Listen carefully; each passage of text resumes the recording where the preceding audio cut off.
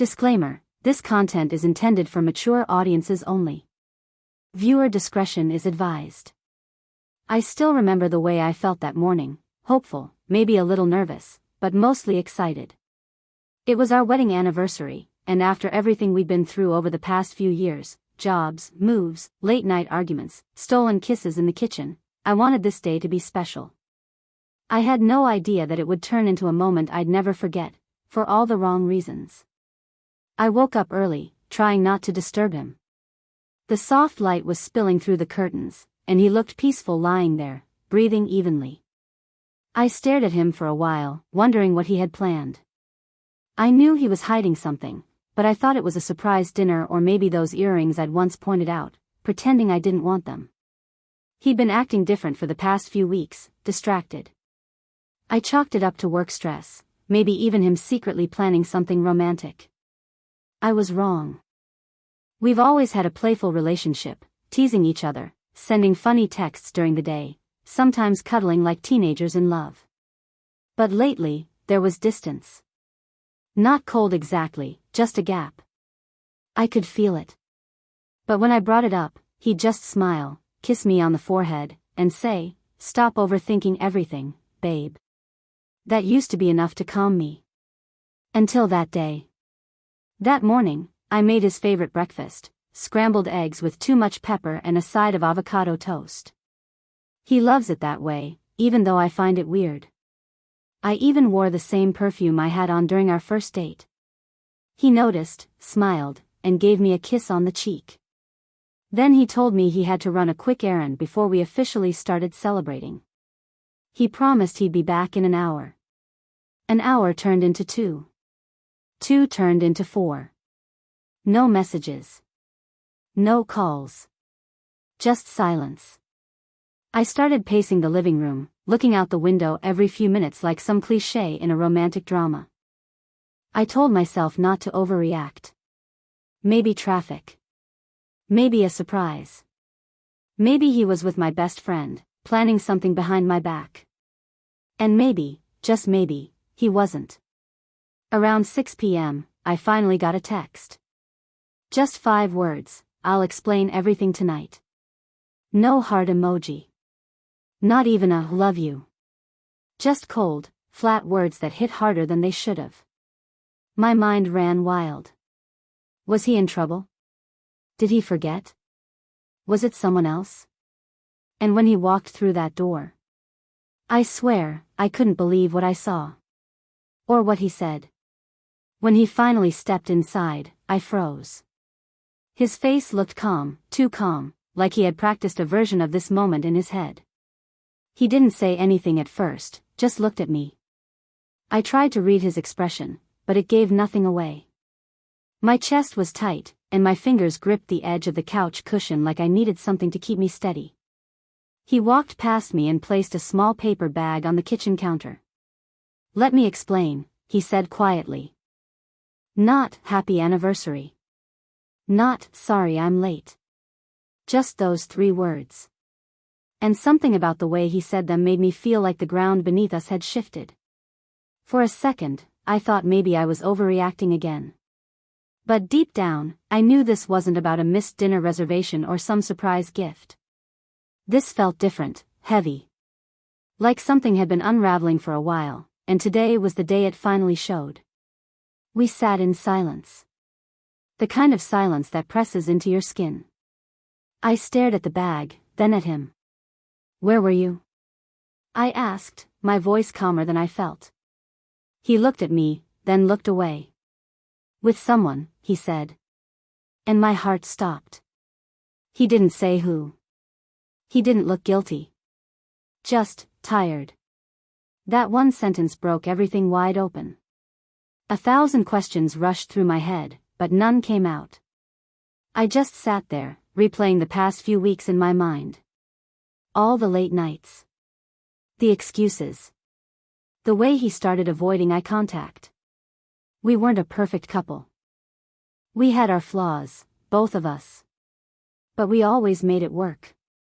We used to laugh until we couldn't breathe. We used to fall asleep holding hands. And even when we fought, there was love underneath it all. Or at least I thought so. So who was she? Or was it even a she? Was it someone I knew? My best friend? A coworker?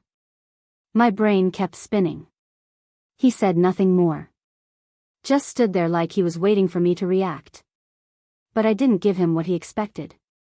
I stood up, walked past him, and locked myself in the bedroom.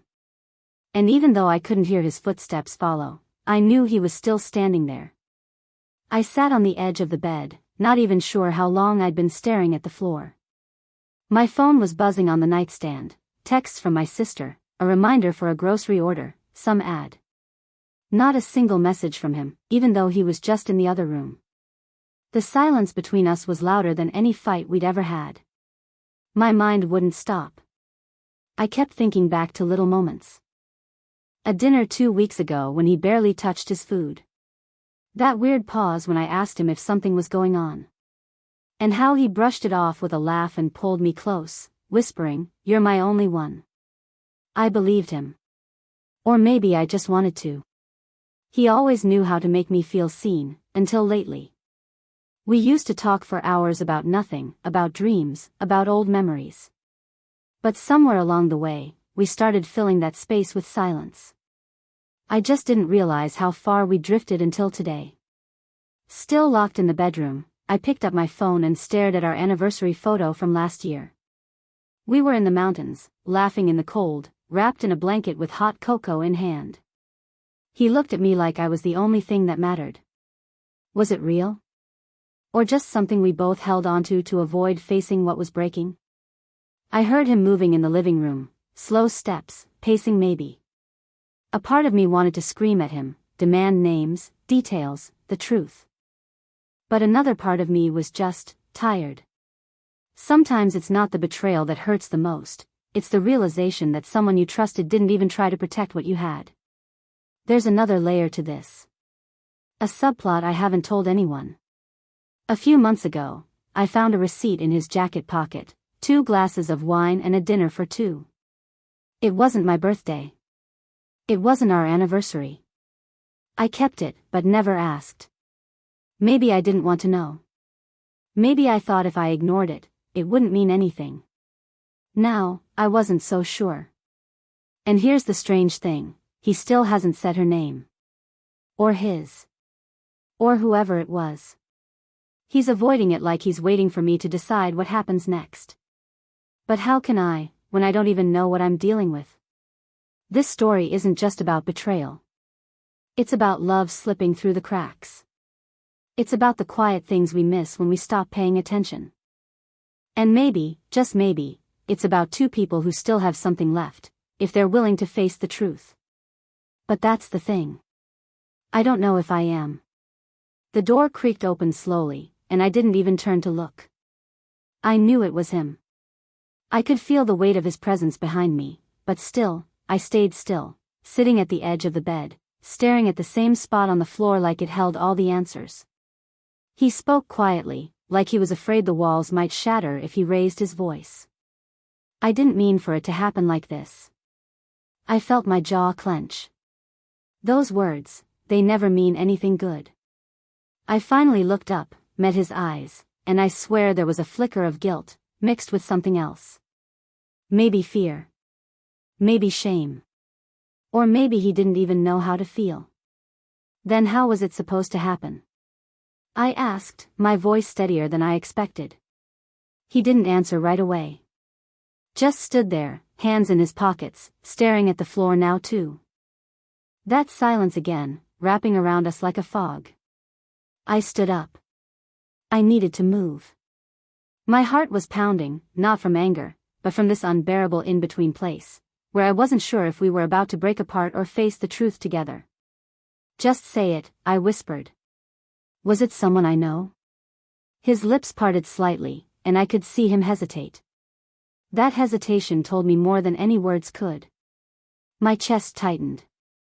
Then he said a name. Quietly. A name I knew. Too well. It hit me like cold water. My hands dropped to my sides. I stepped back without realizing. That name didn't just hurt, it shook everything. This wasn't just about betrayal. This was about trust, friendship, the entire foundation of our life together cracking beneath us. I looked at him, searching for something, remorse, an explanation, anything. But he looked just as lost as I felt. And then he said, "It was a mistake. But I couldn't lie to you anymore." I wanted to scream. Cry. Throw something. But I didn't. I just stood there, heart racing, mind spinning, caught in this storm of love, pain, confusion. The truth was out. But the story wasn't over. Now, everything we were, everything we still might be, hangs in the space between us. Should I stay? Should I walk away? I stood there, silent, his words still echoing in my head. The name he spoke kept repeating in my mind like a broken loop. I felt like the walls were closing in. I wanted to scream, to cry, to disappear, but my body wouldn't move. He tried to step closer, but I held up my hand. I couldn't let him touch me. Not right now. Maybe not ever again. Then, just as I was about to say something, anything, the sound of his phone buzzed from the hallway. We both turned toward it. He didn't move. Just stared at the floor. So I did. I walked past him, heart pounding, and picked it up from the console by the door. The screen lit up with a message. My stomach dropped. It wasn't the name I expected. It was a different name. And a message that read, "You didn't tell her yet, did you?" My breath caught in my throat. I turned to him slowly, holding out the phone without saying a word. His eyes locked on the screen. He didn't even pretend to be surprised. That's when I realized, there hadn't been just one secret. He exhaled, running a hand through his hair. I didn't plan for any of this. It just got too far. Too far? I said, my voice rising. How many are there? He didn't answer right away. And that silence, that stupid, heavy silence, said everything. That was the second twist I never saw coming. While I'd been questioning everything, thinking maybe I had missed one sign, I'd actually missed many. There wasn't just a betrayal. There was a whole web of them. Lies stacked on lies, tangled with half-truths and fake smiles. But the worst part? Even in that moment, even with all of that, a small part of me still loved him. Or maybe it loved the version of him I used to know. The one who held my hand in the dark. The one who laughed with me over burnt pancakes. The one who made me feel like I mattered. Now, I didn't even know who he was anymore. He finally looked up, eyes red, voice shaking. It wasn't about them. I swear. It was about feeling lost. Like I didn't know who I was anymore. I didn't mean to hurt you. But he did. And now I was standing in the middle of everything I thought we had, surrounded by pieces I wasn't sure could ever be put back together. I stood in the doorway, holding his phone like it was some kind of final evidence in a case I never thought I'd have to prosecute. The truth was out, too much of it. One betrayal was enough to shake a marriage, but two. That shattered it. He had nothing left to hide, and I had nothing left to ask. I just wanted answers that could never make sense. He finally sat down on the edge of the couch, his head in his hands.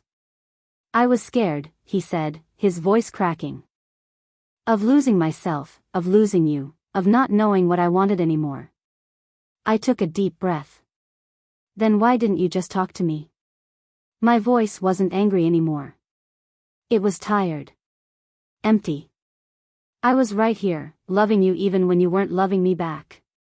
He looked up, and for the first time, I saw real tears. Not guilt. Not performance. Just regret. But by then, it didn't feel like enough.